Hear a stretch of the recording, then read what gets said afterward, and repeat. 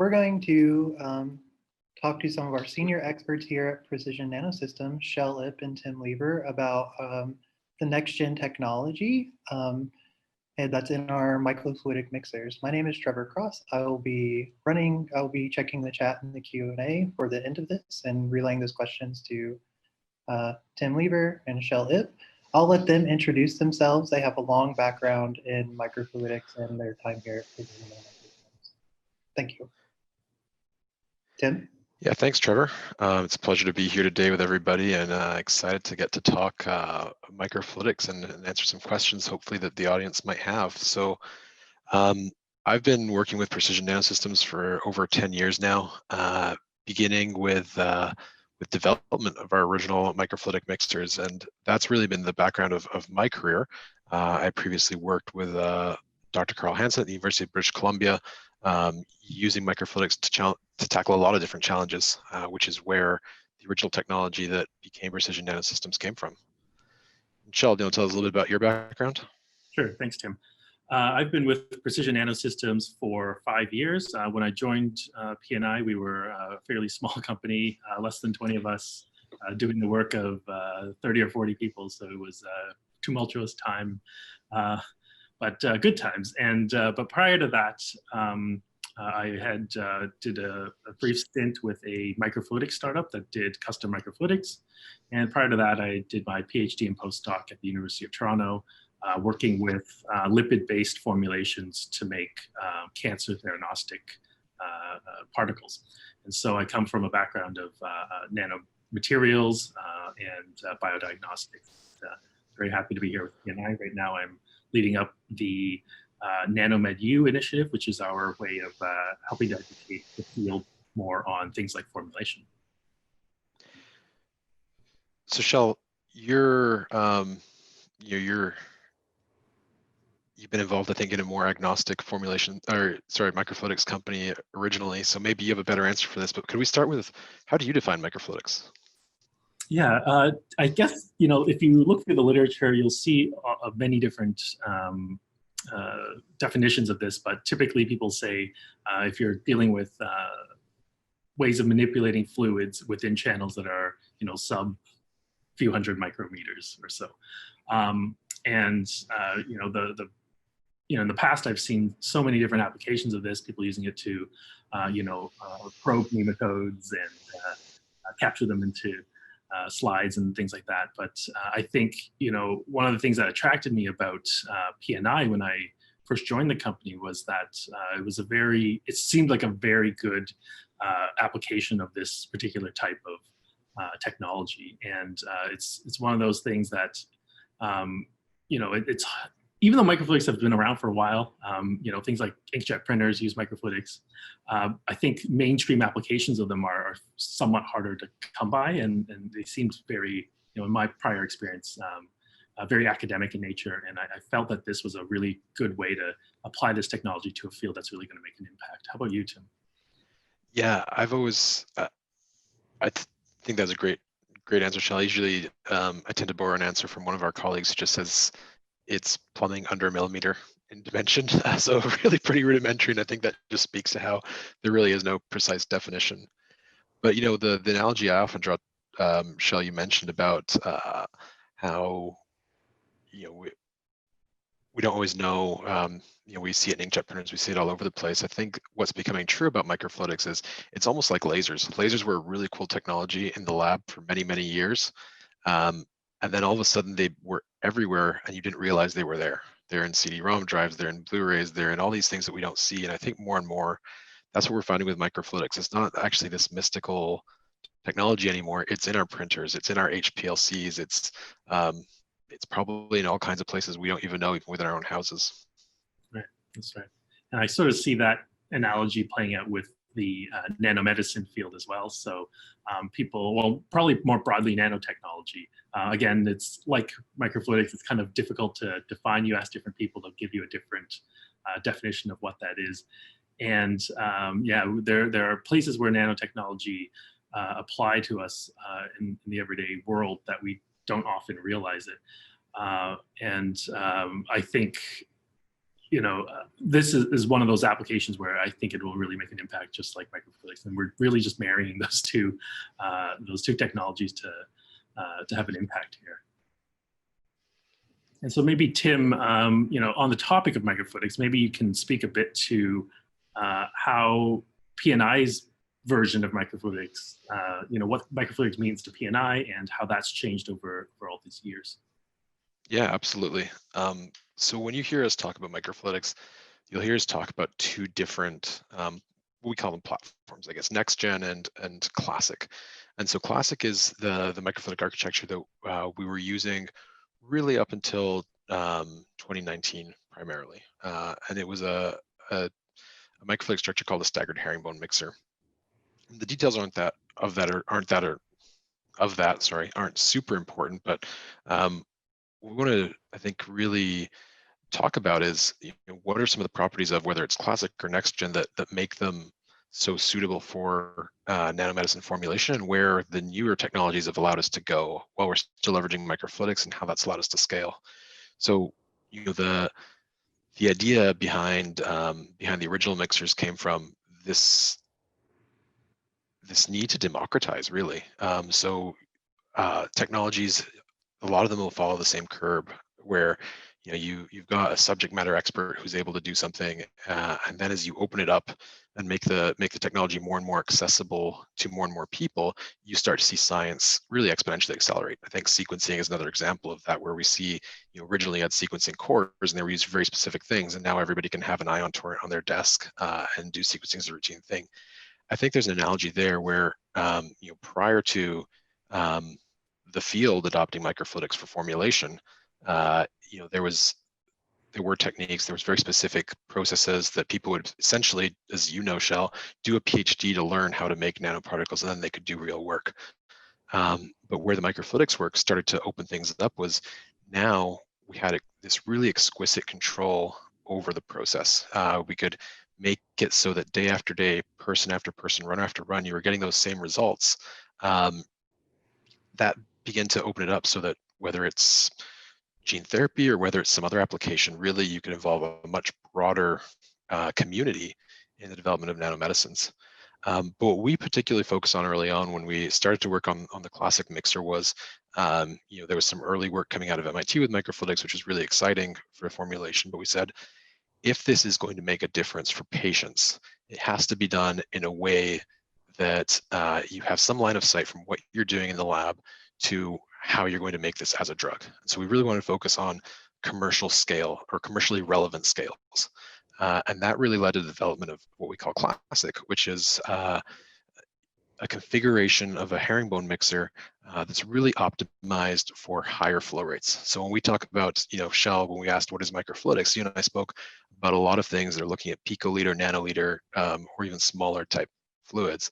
When we first 10 years ago started talking to people about we were going to do 10, 20 milliliters per minute through a microfluidic device, everyone said that's not microfluidics, just because conceptually that blew their mind. That's not something that you do.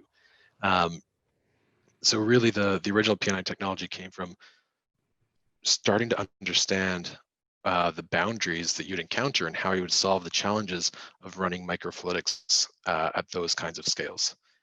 Now, today, we've moved on to what we call next-gen technology, which we're really excited about. And what next-gen technology is, it's a different mixer. So you can see pictures out there of what it looks like, or you'll see it's different from our Classic. But what we did with next-gen was, through our work with Classic, we really understood what is giving us that reproducibility, what is giving us those high-quality particles, and we were able to build those into an innovative structure, a completely new structure that would be scalable in itself. So the herringbone mixer or other microfluidics, you're really looking at scaling them by parallelization effectively. But by understanding the physics that was going on there, understanding the interactions of the flow streams and everything, and how the different forces were interplaying, we could design a mixer that we could run at microliter scales, like on our Spark. We could design a mixer that could run hundreds of milliliters per minute through one mixer and give you the same results regardless of that scale, because we're maintaining the same conditions, we're applying the same factors within the microfluidics. Yeah, and I think that's a very good point, Tim, about just the scalability aspect of it. Certainly, when I was doing my PhD and making formulations at the scales we were interested at the bench, we weren't using techniques that really were terribly scalable. I was making lipid-based particles. We were using sort of small-scale extruders and followed by a bath sonication process. And the problem with these batch and bath-based methods is that, as you change the size of the container that you're doing this reaction in or this process in, you're somewhat changing the physics of how all of this is working. And I remember the sonicator in particular was particularly finicky. So if you held the vial in one place in the sonicator versus on day one, and then 3 days later you held it in the slightly different place in the sonicator, you get a completely different time of reaction. So you couldn't really say hold it in here for 5 seconds or whatever. It's like depends on where you put it. And I always said when I joined PNI that if I had this technology while I was doing my PhD, it would have made my life so much easier. And we were looking at how do we make this technology or translate this technology that we were developing into something more practical. And yeah, manufacturing was a challenge we didn't really have a really solid solution for. I think from the academic perspective, we were thinking, well, maybe if investors are interested, we can solve that problem together. But I think with the nanoassembler technology, we've been able to build that into an earlier process. So you don't have to think about it as much, and everything you make on that would be a lot more scalable and a lot more translatable to something more practical. And I think that's really good for the industry. Yeah, and I think building on that, one of the questions we get a lot, Shell, is around scalability, and particularly what we've learned over the last 5 years in particular is that like a lot of things in science, you think you've solved one problem, and then there's the next set of doors waiting for you to figure out how to unlock. And scalability of the microfluidics, we understand that we can do that, but the we've been tackling over the last 5 years is really scalability as a whole, because your process, forming your nanoparticles within the microfluidics is one step, but these are multi-step processes from how you prepare the materials to how you filter them to how you do everything in between. There's scalability at every point there, and we often find ourselves gravitating to one question, and there can be a lot of generalities in that. So we talk about like filters blocking. Well, that's not one unique problem. There can be a lot of reasons why that happens with different formulations. And the where I'm going with this is with microfluidics, we get a lot of questions about fouling. So can material aggregate and block a channel? Well, it can happen, and probably a lot of people on their bench have experienced that. But what we've learned, I think, over the last few years, especially with our experience with Nxgen, has been that's not one problem. There's a whole toolbox of mechanisms, or there's a whole fleet of mechanisms that can cause fouling, and then that means there's a whole toolbox to solve it. And it's not something that's unique to microfluidics. You can form a macrofluidic process. You can foul a macrofluidic process as well. And so I think it's been really cool to see the expertise of our team and our clinical solutions team coming together to understand those mechanisms more and to develop a suite of solutions to really not just mitigate it, but address it at its core. Yeah, and I think it's important to point out also, it's not just the fluidics that play a role. The chemistry also plays a huge role in it. There are some formulations that seem to have very little in the way of fouling of any materials, and others that do have a propensity for that, and it will likely do that at many scales. So maybe you can expand a bit on how it is that we have been addressing this issue.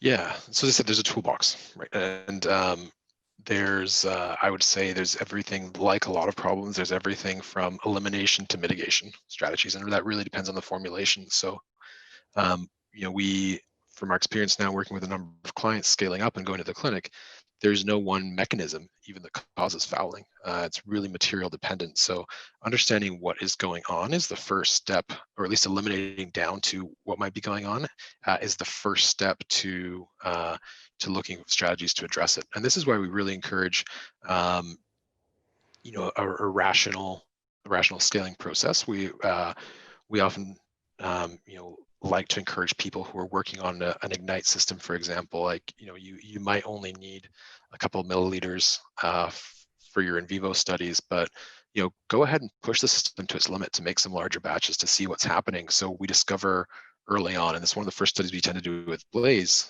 with people, is get them to do some intermediate studies early on, so we start to get some data about that might be lost to those really small studies, because then we can start to look to address it before we get too far down the road. And there are microfluidic things that can be done. So for example, Nxgen itself has, in our experience, a much lower propensity to fouling than other mixers that we've encountered, be it our own or others. And that's really come from optimizing the geometry. So, you know, you want to optimize both the geometry and the manufacturing process. So you want to basically, in a lot of cases, fouling, you know, requires some kind of nucleation event. So the material starts to aggregate, and then the process accelerates. So we look for ways to eliminate those nucleation events. So that can come from how the surface is prepared. That can come from the shear rate against the walls. It comes from the ratio of you know, this cross section to the surface area and things like. There's a lot of optimization you can do there, but again, those are more on the mitigation side. We also want to look at strategies that are on the elimination side. So there can be, without going into too much secret sauce, there can be something very simple things you can do with the input materials, for example, that can have a profound effect. So we really like to engage our experts with customers early on to start to assess how is their formulation behaving, and what can we use from our experience to start to address that. And I guess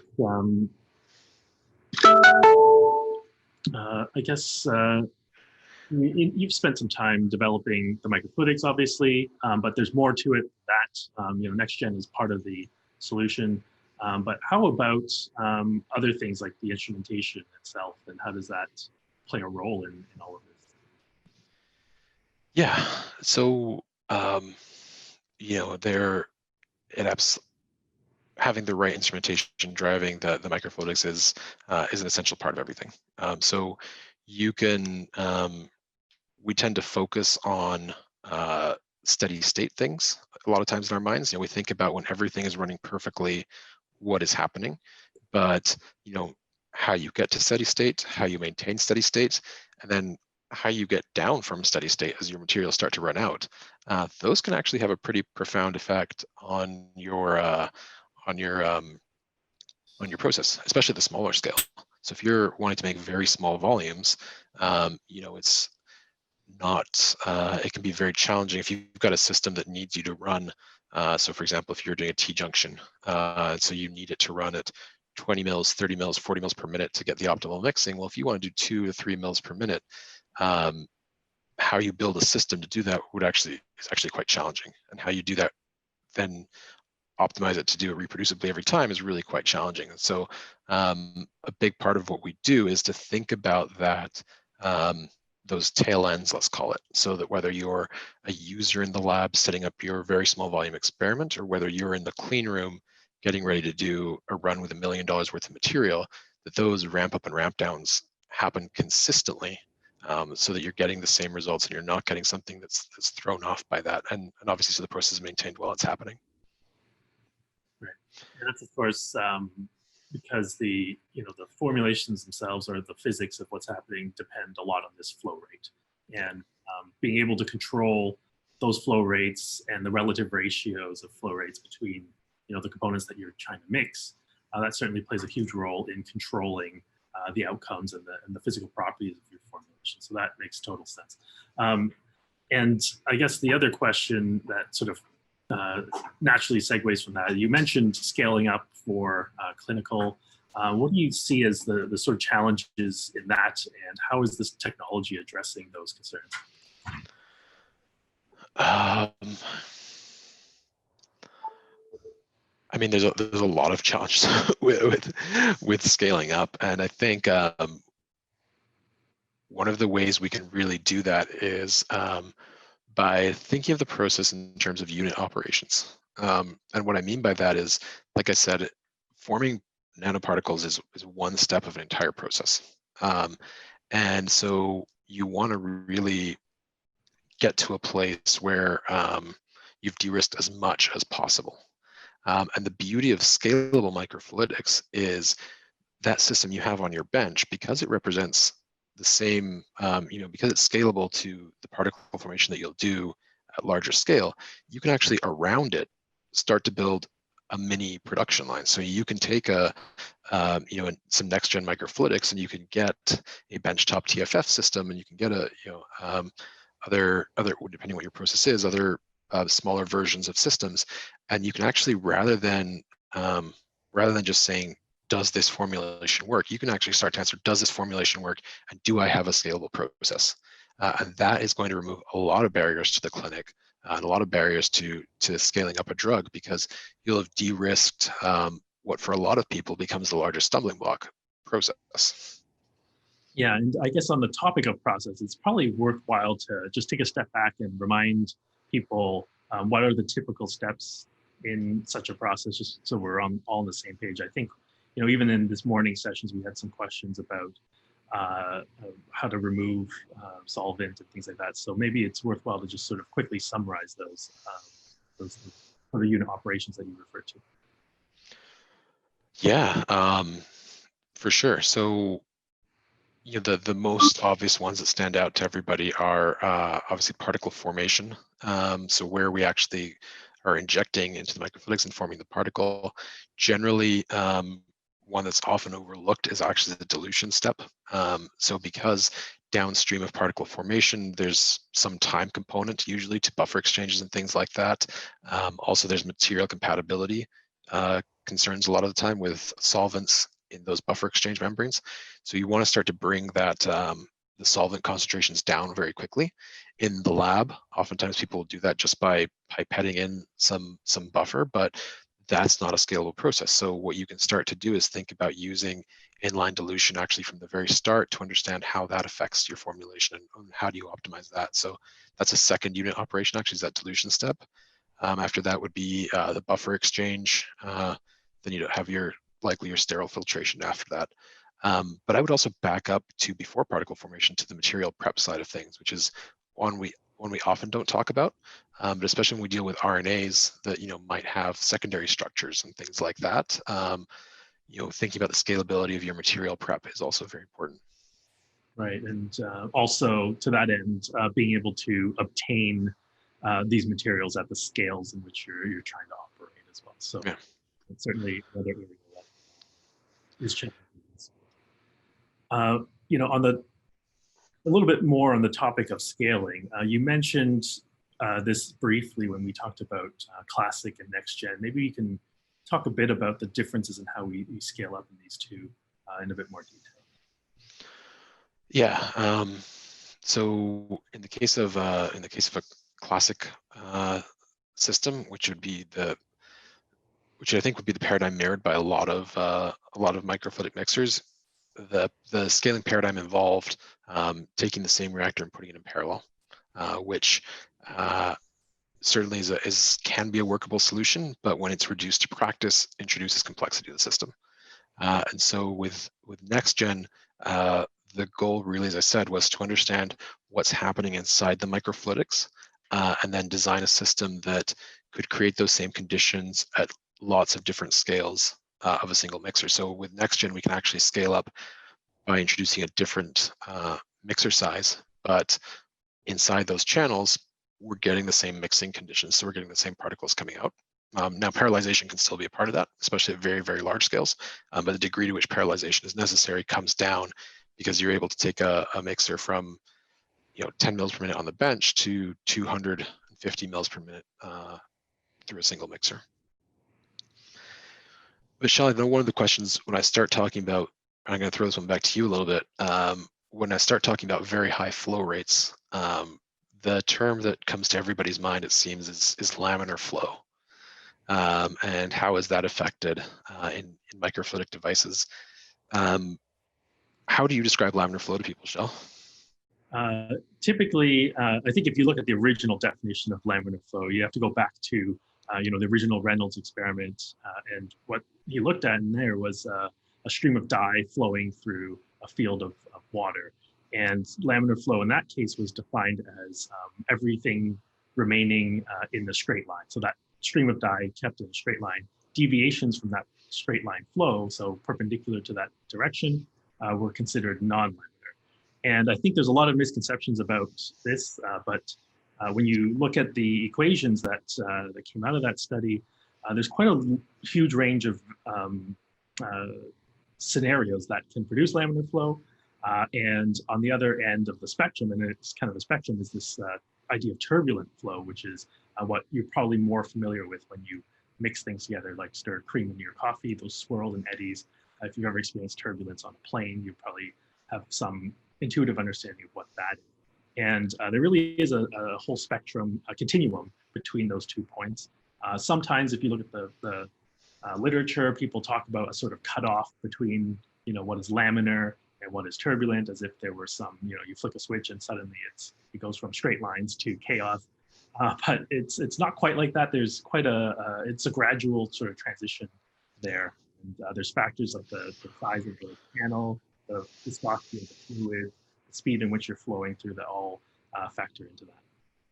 Yeah, what's interesting is, so my background is engineering, and one of the things engineering does is it takes difficult scientific concepts and tries to simplify them to be simple lookup tables. And so, there's for hundreds of years in fluid dynamics, we've had Reynolds number, and say this between these ranges you start to get turbulence. But the reality is that all comes from experiments that were done in pipes, back in the original Reynolds experiments days. And so that's not something you can just simply transfer over to microfluidics, is what we're finding, to say, use the same equation, calculate, and now all of a sudden you have chaos. Turns out that doesn't bear out. But what's actually been the most interesting, I think, as we've started to scale Nxgen, is that the presence or absence of turbulence isn't necessarily a determining factor in, do you have a good formulation coming out?